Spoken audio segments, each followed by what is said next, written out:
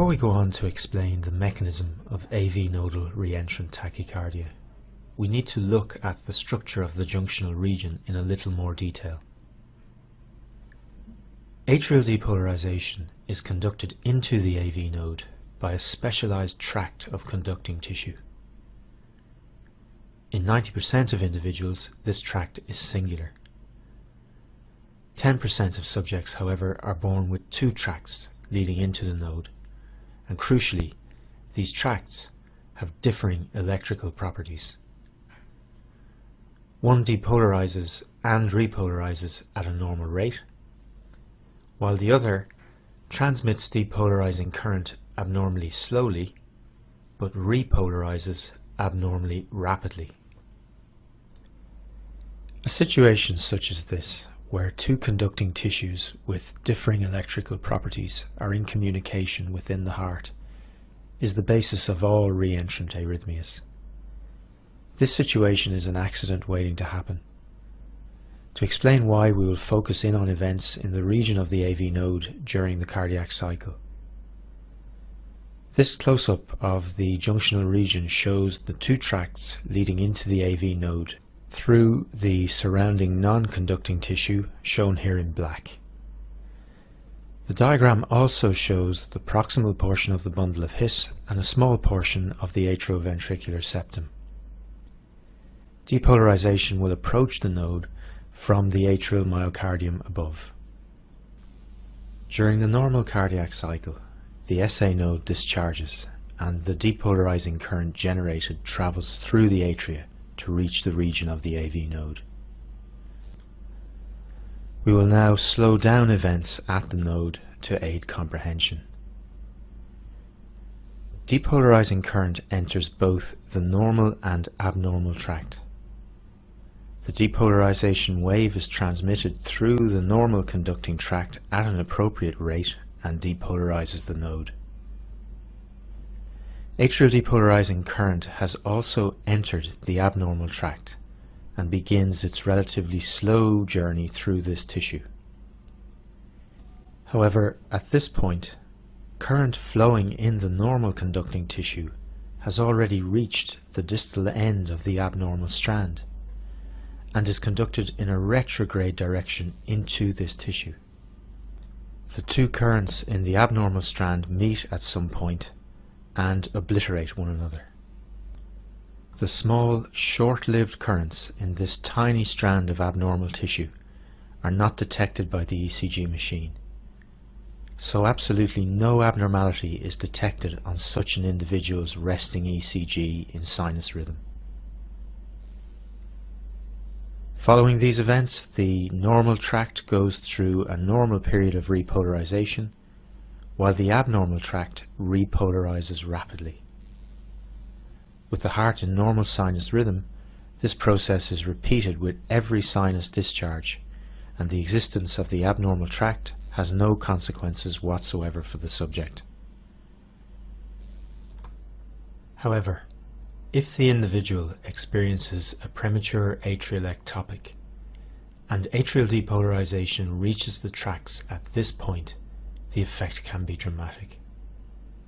The ectopic discharge has arrived at a time when the normal conducting tissue of the node is in a state refractory to the transmission of current. The abnormally rapidly repolarizing tissue of the diseased section, however, permits current to pass. Now, the slow passage of current through the abnormal section allows enough time for the normal tract to repolarize, and current arriving at the distal end of the abnormal tract is propagated not only into the AV node and into the ventricles, but also in a retrograde direction by the normal conducting strand. By the time the current reaches the proximal end of the normal tract, the rapidly repolarizing diseased section is ready to conduct again. In this way, a cycle of circulating current is established.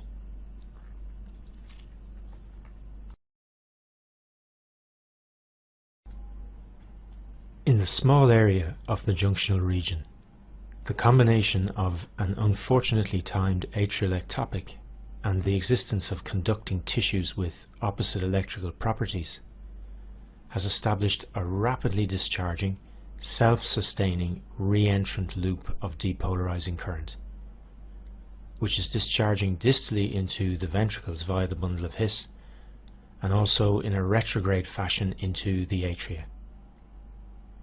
This is a micro reentrant circuit occurring over a small area, and the small currents involved have no influence on the resting ECG. As the current is transmitted to the ventricles by the bundle of His, during such an attack we see a tachycardia with narrow QRS complexes. In addition, rapid retrograde depolarization of the atria is occurring, overriding SA node discharge.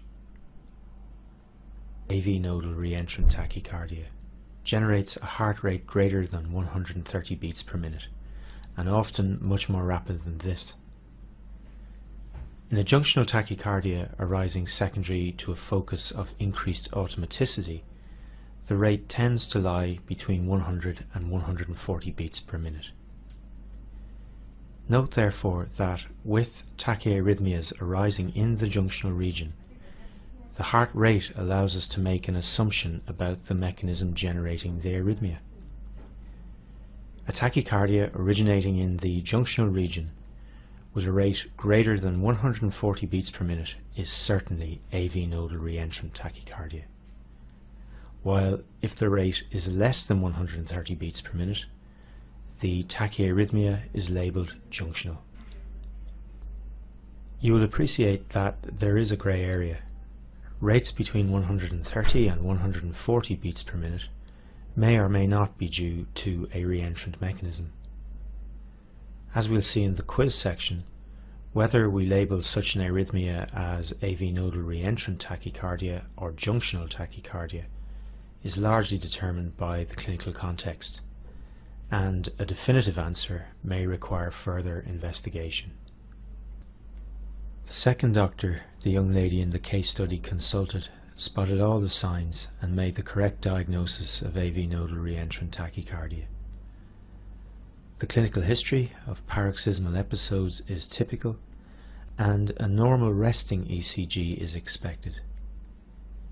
In addition, the doctor noted on both the 12-lead ECG obtained during the attack and on the patient's monitor the presence of small slurred S waves in lead 2. In fact, these are pseudo S waves and represent P wave activity as atrial depolarization is spreading upwards from the junctional region and is occurring after ventricular depolarization. The complete absence of S wave activity in lead 2 in the pre and post-attack ECGs supports the contention that these are indeed pseudo S waves. As we've seen, this pattern of atrial depolarization supports the contention that the abnormal depolarization focus is junctional in location. At a heart rate greater than 140 beats per minute, the nature of the depolarizing focus within the junctional region is reentrant. This tachyarrhythmia is AVNRT. It is also worth noting that the readout from the patient's monitor captured the moment of transition from sinus rhythm to tachycardia and is very telling. Freezing at this point, we can clearly identify the premature atrial ectopic which triggered the arrhythmia.